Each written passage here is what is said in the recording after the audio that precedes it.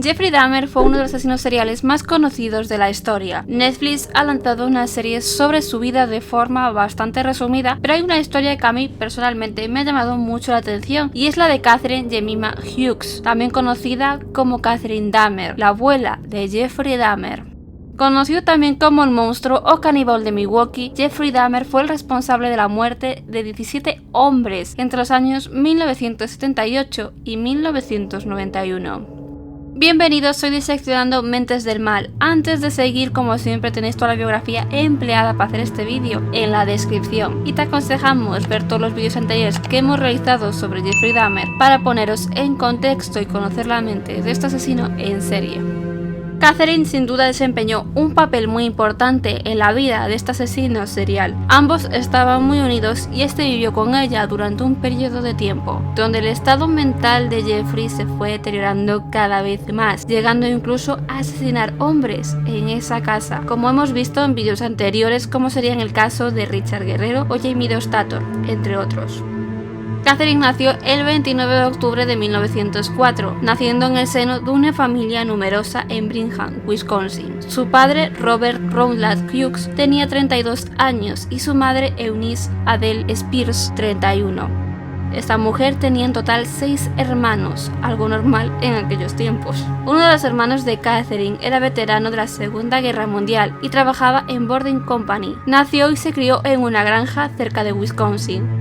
Catherine terminó por casarse en 1933 con Elbert Walter Dahmer, fallecido en 1971 en un hospital de veteranos en Arizona, después de una larga enfermedad. Con este hombre tuvo un hijo llamado Lionel Elbert Dahmer, el cual a su vez le daría a la anciana 2 nietos de su primer matrimonio con Joyce Flint, de la que se divorciaría cuando Jeffrey Dahmer tenía tan solo 18 años. Y posteriormente este hombre volvería a contraer matrimonio con Sarah Virginia Shim. Jeffrey Dahmer llegó a casa de su abuela en Wisconsin, meses más tarde de ser expulsado del ejército en 1981. Durante este periodo se sospecha que Dahmer abusó físico y sexualmente de 2 compañeros, pero esto no se pudo confirmar e incluso el propio Jeffrey Dahmer lo negaría años más tarde. Jeffrey convivió hasta 1990 con su abuela, es decir, 9 años. Concretamente, Catherine vivía en los suburbios de Wisconsin, llamado West Allis. La casa a día de hoy sigue en pie. Los problemas de este hombre la verdad es que no terminarían aquí tras ser expulsado del ejército. Jeffrey era alcohólico, por lo que tuvo que volver a casa de sus padres precisamente después de dicha expulsión, y fue aquí cuando Lionel, ya agotado y sin saber qué hacer, desesperado junto con Sari, su segunda mujer, toman la decisión de mandar a Dahmer con su abuela. Dado que este le tenía mucho cariño y aprecio, probablemente sería una buena influencia para él, y de hecho fue así. Jeffrey consiguió estar calmado un tiempo, dejando de lado sus instintos e incluso acompañando a su abuela a misa los domingos. Brian Master dice en su biografía de Dahmer que el único miembro de su familia que le gustaba era su abuela. De hecho, esto nos lo muestran en la serie de Netflix, donde ambos aparecen cenando juntos mientras miran programas y hablan sobre la vida amorosa de Jeffrey. Durante este periodo también Jeffrey Dahmer comenzaría a trabajar en el centro de plasma sanguíneo de Milwaukee durante un periodo de 10 meses. El segundo trabajo de Dahmer fue como mezclador en la fábrica de chocolate Ambrosia en 1985. Lionel le dijo al Milwaukee Sentinel: probablemente fue algo muy malo de hacer, pero no tuve la sabiduría para hacer algo diferente. Lo enviamos a vivir con su abuela, una nueva escena. Se amaban y él ayudaba con las tareas del hogar, plantó rosas para ella y mantuvo su césped cortado. Y tampoco podemos olvidar que durante este periodo también tuvo lugar la famosa escena del maniquí, que fue corroborada años más tarde por el propio Dahmer e incluso su padre Lionel. Pero ¿a qué se debió este cambio tan brusco en el comportamiento de Jeffrey Dahmer?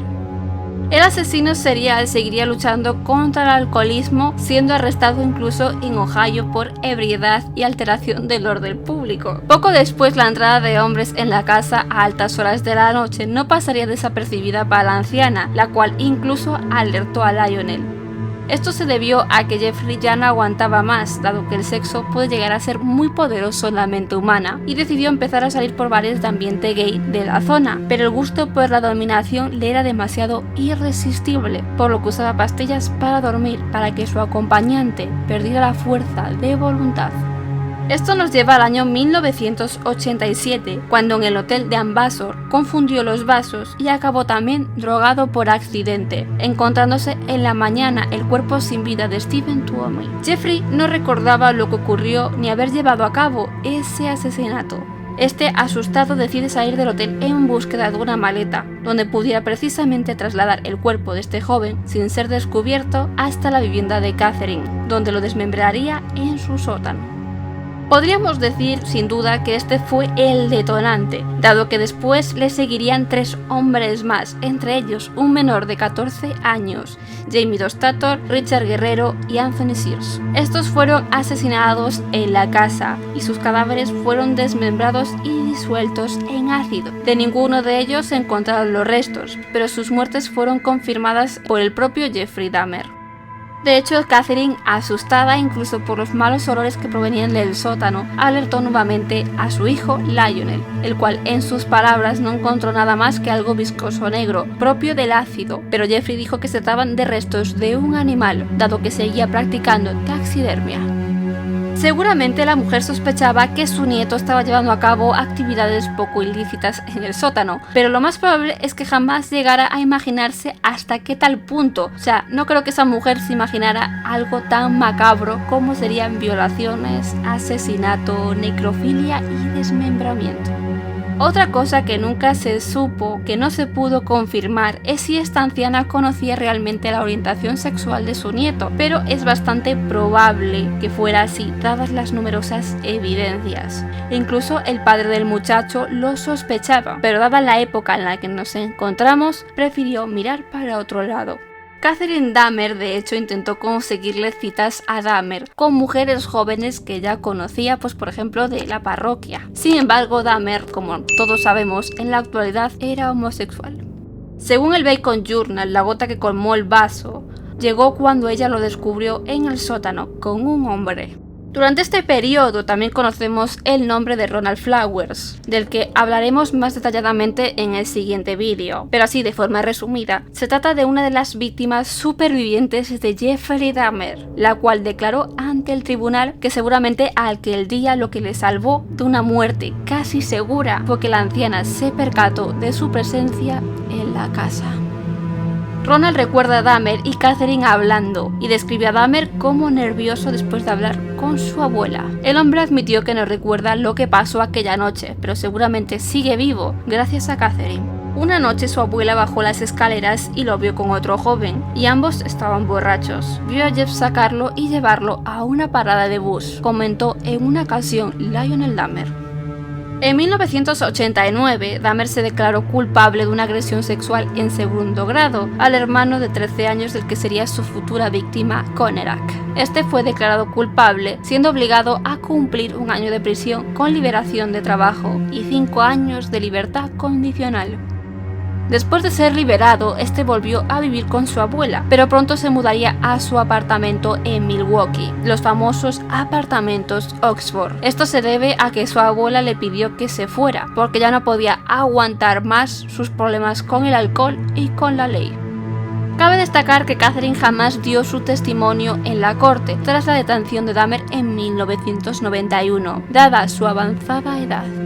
Catherine falleció el 25 de diciembre de 1992 a los 88 años. Fue enterrada en Highland Memorial Park, New Berlin, Wisconsin, junto a su esposo, mientras Dahmer estaba en prisión. Recordemos que Dahmer moriría 2 años después, concretamente el 28 de noviembre de 1994, a manos de otro preso, Christopher Scarver.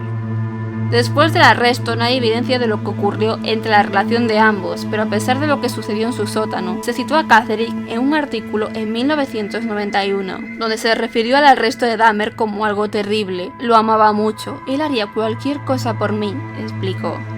Las causas de la muerte de Catherine nunca llegaron a confirmarse, incluso en la época llegaron a divulgar la falsa noticia de que su nieto Jeffrey había tenido algo que ver con su muerte.